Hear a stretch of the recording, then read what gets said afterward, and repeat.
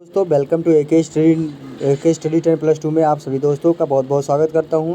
जैसा कि आप लोग को मैं आज कुछ नए टॉपिक के साथ यानी भौतिक विज्ञान का जो क्लास चल रहा है 10+2 के तहत, उसमें मैं आपको सार्थक अंक एवं कोटिमान का जो सेकंड क्लास चल रहा है इसमें आपको अच्छे से क्लियर करके बताया जाएगा। और जिन्होंने अब पहला क्लास देखा होगा तो आपको सेकंड क्लास समझने में थोड़ा आसानी होगा। और इसमें आपका जो सबसे महत्वपूर्ण बिंदु होगा वो जानने की कोशिश करिएगा, और सबसे अहम भूमिका आपके पेपर में ये अच्छे से समझाने की कोशिश करेगा और अच्छे से पेपर देने में भी मज़ा आएगा।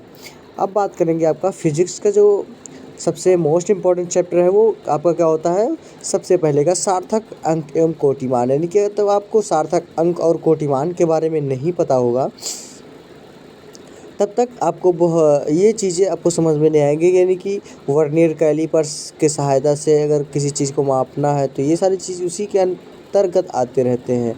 तो दोस्तों अभी तक चैनल को सब्सक्राइब नहीं कर दिया है तो ज़रूर सब्सक्राइब कर दें और वीडियो को लाइक कर दें, जिससे आने वाले वीडियो के नोटिफिकेशन आप लोगों को तक मिलता रहे। और सबसे बड़ी बात है कि हमारे जो चैनल का नाम है वो ए के स्टडी 10+2 है। इसमें आपको फिजिक्स, केमिस्ट्री और बायोलॉजी यानी कि भौतिक विज्ञान और रसायन विज्ञान, उसके बाद में आपको बायोलॉजी, ये सारी चीज़ें आपको इसमें बताई जाएंगी। तो जितने भी छात्र छात्राएं इंटरमीडिएट तक अपना सब्जेक्ट ले रखे हैं तो वो ज़रूर एक बार देखते रहिए और अच्छे से अपना सिलेबस तैयार करते रहिए। न्यू सिलेबस के अंतर्गत ये सारी चीज़ें आपको बताया जा रहा है। अब कुछ इस तरीके से आपको बताया गया था, जोड़ने अथवा घटाने में सार्थक अंकों का प्रयोग कैसे होता है। तो ये चीज़ें मैंने कल आपको बताई थी, लेकिन आपको मैंने दोहराने के लिए एक बार फिर से आपको रिपीट करने के लिए बताएंगे। यानी कि कहा गया है इसमें, uses of significant figure in the addition and subtraction, जोड़ने अथवा घटाने की क्रिया में जितनी भी राशियाँ जोड़ी अथवा घटाई जाए वे सभी एक ही मात्रक में व्यक्त होनी चाहिए। दूसरा आपका आता है, यदि उन्हें 10 की घातों में व्यक्त किया जाए तो सभी राशियों को उसकी समान घातों में गुणित होना चाहिए। तीसरा आपका आता है, पहले हम साधारण रीत से सभी राशियों को जोड़ते अथवा घटाते हैं, फिर दशमलव के बाद उतने ही सार्थक अंक रखते हैं जितने की जोड़ी अथवा घटाई जाने वाली किसी राशि के दशमलव के बाद उतने ही सार्थक अंक रखते हैं जितने की जोड़ी अथवा घटाई जाने वाली किसी राशियों के दशमलव के बाद कम से कम सार्थक अंक हो। उसका में चौथा आता है, सार्थक अंकों के बाद संदिग्ध अंकों को विलुप्त करने के लिए सबसे पहले दाईं ओर वाले अंक को विलुप्त करते हैं। यदि यह अंक 4 अथवा 4 से कम है तो इसे छोड़ देते हैं, और यदि यह अंक 5 और 9 के मध्य है तो इससे पहले अंक को जोड़ कर लिखते हैं। तो ये आपको जोड़ने एवं घटाने की जो प्रक्रिया है सार्थक अंकों में, कुछ इस तरीके से आपको एडिशन एंड सब्सट्रैक्शन के बारे में आपको जानने का पूर्ण रूप से टाइम मिल रहा है और मौका भी मिल रहा है। चलते हैं नेक्स्ट की ओर।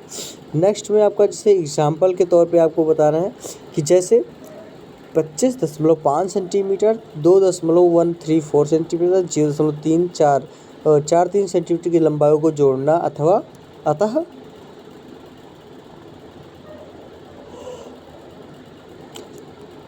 जो आपका योगफल आएगा क्या आएगा दोस्तों, वो आएगा 28.064 सेंटीमीटर। इस प्रकार योगफल में 5 अंक आते हैं, परंतु सबसे कम लंबाई 25.5 सेंटीमीटर में दशमलव के बाद एक ही अंक है जिसके अंक के आगे अंक अज्ञात है। अतः उपर्युक्त लंबाइयों को जोड़ने से पहले दूसरे व तीसरी लंबाइयों में दशमलव के बाद एक ही अंक रखना होगा। इस प्रकार इन लंबाइयों को योगफल जो होगा 25.5 centimetre plus 2.1 centimetre plus 0.4 centimetre, यानी कि टोटल आपका हो जाएगा 28.0 सेंटीमीटर होगा। क्योंकि 25.5 सेंटीमीटर में 3 सार्थक अंक हैं, अतः योगफल में भी केवल 3 ही अंक सार्थक होंगे। अतः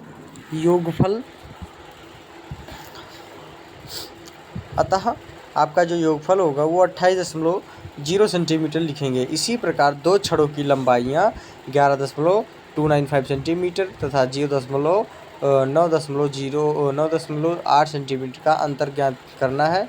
तो कुछ इस तरीके से ज्ञात करेंगे और आपका जो आंसर आ जाएगा वो क्या हो जाएगा, वो 4.495।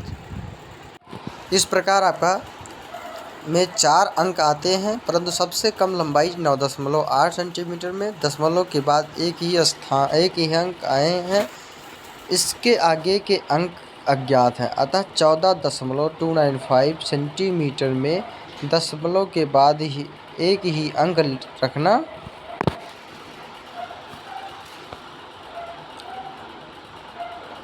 ही मिले होगा। इस प्रकार इन लंबाइयों का अंतर 14.3 सेंटीमीटर 9.8 सेंटीमीटर बराबर कितना हो जाएगा आपका 4.5 सेंटीमीटर, क्योंकि 9.8 सेंटीमीटर में 2 ही सार्थक अंक हैं, अतः घटाने में भी केवल 2 ही अंक सार्थक होंगे, अतः लंबाइयों का अंतर होगा 4.5 सेंटीमीटर लिखेंगे। अब आपका आएगा गुणा अथवा भाग में सार्थक अंक का प्रयोग किस तरीके से होता है आइए बताते हैं। इसमें आपका होगा uses of significant figure in the multiplication and subtraction. आपका आता है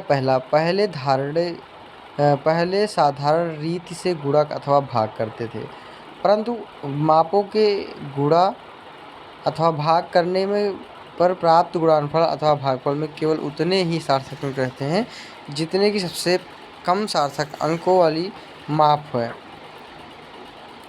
सार्थक अंक रखते हैं कि जितने की सबसे कम और सार्थक अंकों वाली माप में है।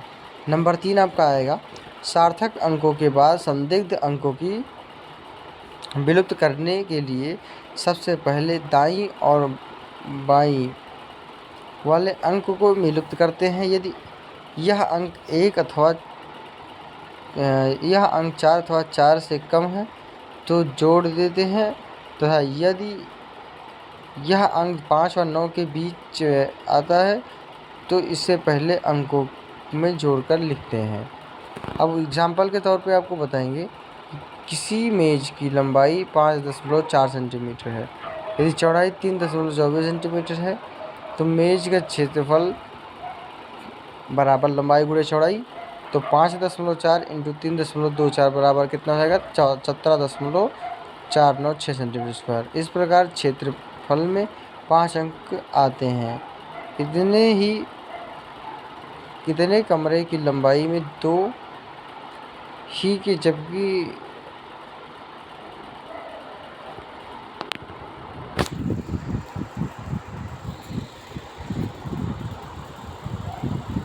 अतः क्षेत्रफल में केवल 2 अंक सार्थक अंकों में रहेंगे, अतः गोल मेज का क्षेत्रफल 17 मीटर स्क्वायर है।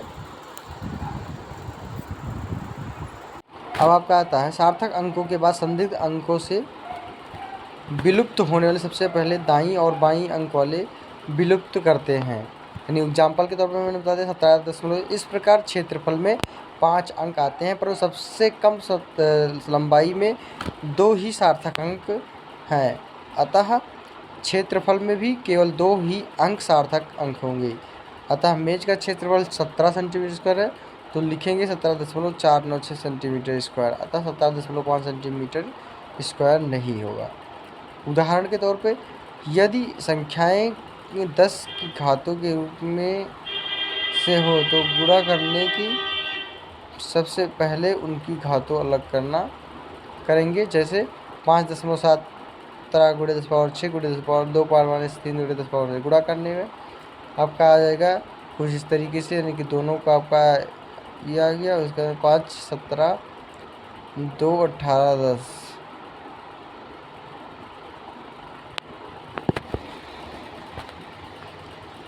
फिर इसी के तहत मैं आपको बताऊंगा नेक्स्ट क्वेश्चन, यदि कोई पिंड 4 सेकंड है 11 सेकंड में चलता है तो पिंड की चाल 11.5 सेंटीमीटर 4.0 सेकंड है, यानी कि 2.875 सेंटीमीटर होगा आपका। चूँकि सबसे कम सार्थक अंक समय में 2 हैं, अतः चाल के मान यानी भागफल में 2 ही सार्थक अंक होंगे, अतः पिंड की लंबाई जो होगी वो 2.8 सेंटीमीटर पर सेकंड लिखेंगे। अब आपका नेक्स्ट आता है छोटी तथा बड़ी संख्याओं को 10 घातों के रूप में व्यक्त करना। 10 की गुणित भिन्नताओं संख्याओं को 10 के ऊपर क्रमशः धनम तथा ग्रहण घाते चढ़कर लिखा जा सकता है। इन्हें लिखने के लिए प्रथम संख्या का मान 1 से 10 के बीच द्वितीय संख्या को 10 की 9 घात द्वारा व्यक्त करके दोनों के बीच गुणा का चिन्ह लगाकर लिखते हैं। जैसे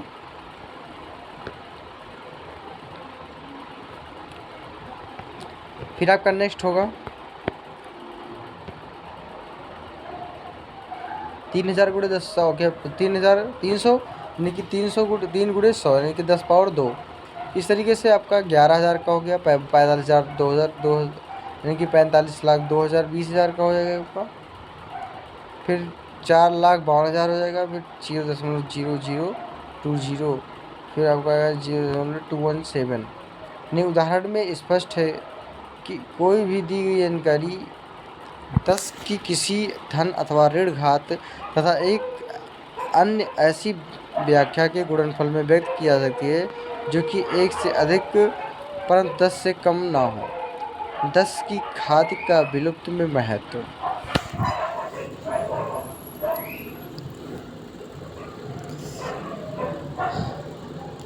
सूर्य से पृथ्वी की दूरी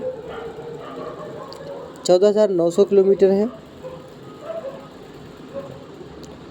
इसे 1.49 × 10⁸ किलोमीटर लिखना अधिक सुविधाजनक है। इस प्रकार की प्रकाश वेग 3 × 10⁸ मीटर पर सेकंड स्क्वायर है। इसे साधारण रीति में निम्नलिखित के रूप में आगे 8 जीरो लगाना होगा। इस प्रकार में 10 की घातों को बहुत महत्व हो। अब उसके बाद फिर आपका आता है गुणा, यानी कि गुणा करेंगे तो 7.035 × 10⁸ आएगा।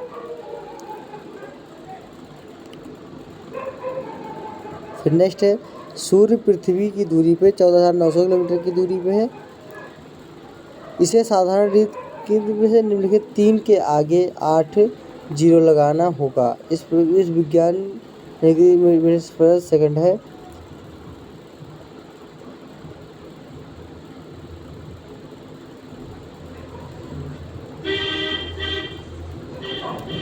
गुणा करने पे कुछ इस तरीके से आपका आंसर प्राप्त होगा।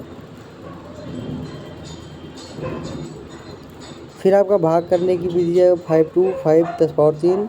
कुछ इस तरह की आपको बात करेंगे तो 10 की पावर 10। तो कुछ इस तरीके से आपका आंसर आएगा 3.92 10⁻−। इसी प्रकार 10 की घातों वाली संख्याओं को जोड़ते समय अथवा घटाते समय यह ध्यान रखना चाहिए आवश्यक है कि दोनों संगठनों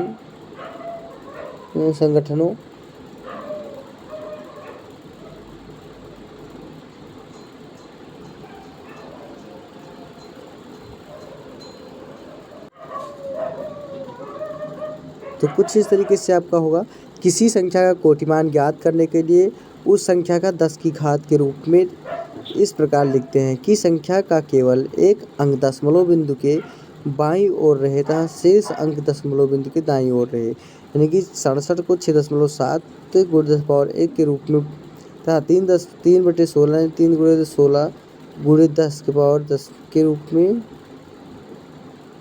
लिखते हैं। इस प्रकार इस संख्या का यह मान 1 × 10⁻ के बीच में आता है। अब हम यह देखते हैं कि इस संख्या का दशमलव वाला भाग 1 × 10 वर्गमूल यानी कि 3.6 से छोटा है अतः बड़ा।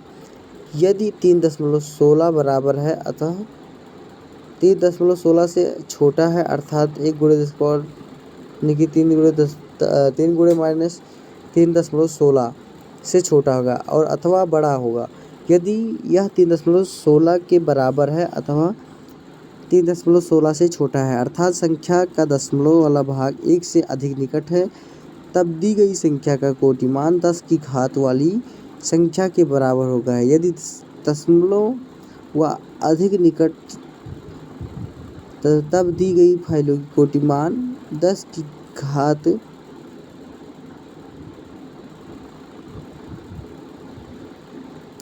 निकट है, तब दी गई संख्या का कोटिमान 10 की घात 1 घात बढ़ाने पर व्याप्त होगा। उदाहरण के तौर पे आप लोग को ये चाहिए 2.3 गुणा 10⁻³ फिर आपका आता है 3.6 गुणा 10⁻5, ये आपका कोटि मान हो गया, क्योंकि ये मान 3.16 से छोटे अथवा 3.23 के 10⁻⁻4 का कोटि मान बड़े।